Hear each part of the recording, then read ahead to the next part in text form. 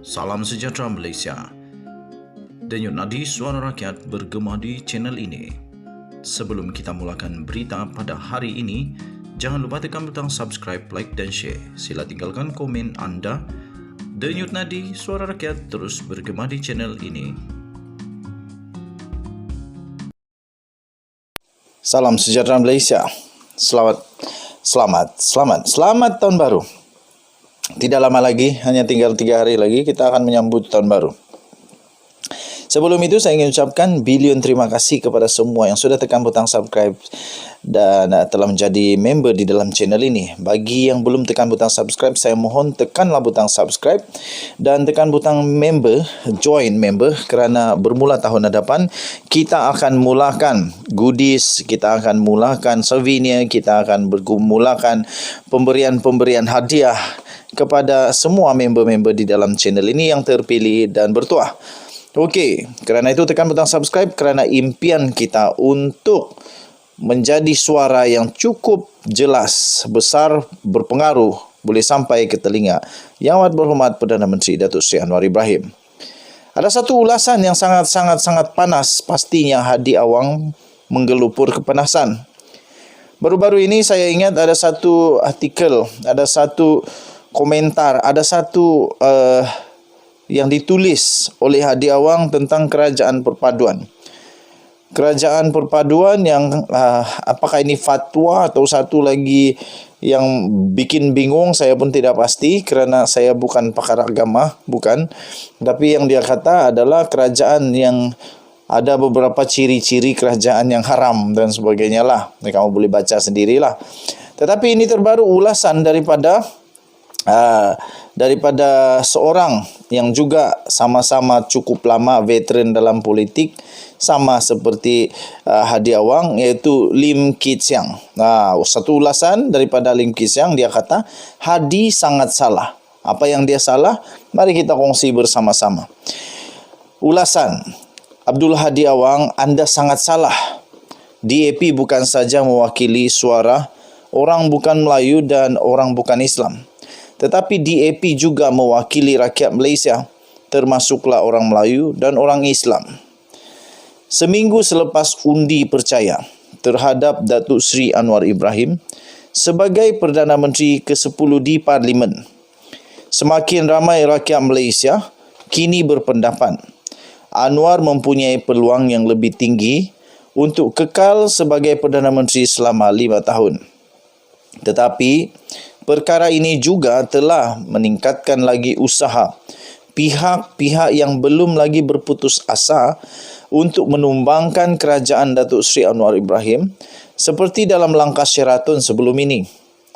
Konspirasi politik langkah Sheraton yang pertama bukanlah dengan politik toksik penipuan, syakwasangka, kebencian, perkauman dan keagamaan yang bersangkut paut dengan ratifikasi konvensyen antarabangsa, penghapusan semua bentuk diskriminasi perkauman ICERD dan juga dengan penciptaan kebencian dan syakwasangka melalui fitnah, di mana mereka menuduh DAP sebagai berada di sebalik rancangan untuk meratifikasi ICERD sebagai pembukaan serangan anti Melayu dan Islam oleh DAP. Hadi kini tahu yang isu ICERD pada tahun 2018 ini tidak mempunyai apa-apa kaitan dengan DAP. Memandangkan para menteri dan pemimpin DAP sendiri terkejut seperti mana orang lain juga dengan pengumuman daripada Perdana Menteri pada ketika itu, iaitu Tun Dr. Mahathir Mohamad, dalam ucapannya di Perhimpunan Agung Pertubuhan Bangsa-Bangsa Bersatu pada bulan September tahun 2018 mengenai ratifikasi Perjanjian Utama Hak Asasi Manusia PBB. Tetapi Hadi pula tidak membuat apa-apa usaha dalam 4 tahun yang lepas untuk memohon maaf kepada DAP atau untuk mengakui kesilapannya dengan dalam menabur penipuan dan fitnah berkaitan ICERD terhadap DAP. Kini Hadi mengulangi semula hela lamanya. Surat terbuka Hadi pada minggu lepas mendakwa yang kadar keluar mengundi orang Melayu dalam pilihan raya umum PRU ke-15 yang lalu lebih rendah berbanding dengan kaum-kaum lain. Bukan sahaja tidak berasas, tetapi merupakan langkah pertama usaha menjatuhkan kerajaan Anwar seperti langkah Sheraton sebelum ini. Penganalisis politik Brigade Wells dari University of Nottingham, Malaysia, mengatakan yang orang Melayu membentuk peratusan pengundi yang tertinggi berdasarkan data yang dikutipnya. Dia mengatakan yang kadar keluar mengundi yang lebih rendah dalam kalangan orang Cina dan kumpulan etnik bukan Melayu yang lain menafikan dakwaan Hadi yang kononnya 98% golongan bukan Islam, termasuklah yang berada di luar negara, mengundi dalam PRU 15 untuk menyokong DAP, sedangkan hanya 60% orang Islam sahaja yang mengundi. Hadi memberi amaran yang mereka yang tidak mengundi mungkin telah berdosa kerana mereka melanggar perintah Tuhan seperti yang disampaikan oleh Nabi Muhammad. Wells mengatakan yang dakwaan Hadi ini mengulangi naratifnya yang kononnya orang Melayu sedang terancam dari segi politik, menambah yang dakwaannya ini tidak berasas. Wells memetik analisanya yang menunjukkan bahawa kadar keluar mengundi pengundi Melayu pada 79%, diikuti pengundi India pada 78%, Cina 69% dan lain-lain pada 59%. Dia mengatakan walaupun kadar keluar mengundi orang Melayu lebih tinggi berbanding dengan kaum-kaum yang lain, bukan semua orang Melayu menyokong Perikatan Nasional PN, yang mana PAS merupakan sebuah parti komponennya. Dia mengatakan dalam kalangan orang Melayu yang mengundi, hanya 54% sahaja yang menyokong Perikatan Nasional. Sekali lagi, Hadi amat salah. DAP mewakili bukan saja suara orang bukan Melayu dan bukan Islam. Sebaliknya, DAP mewakili rakyat Malaysia, termasuklah orang Melayu dan orang Islam. Bancian Populasi Perumahan.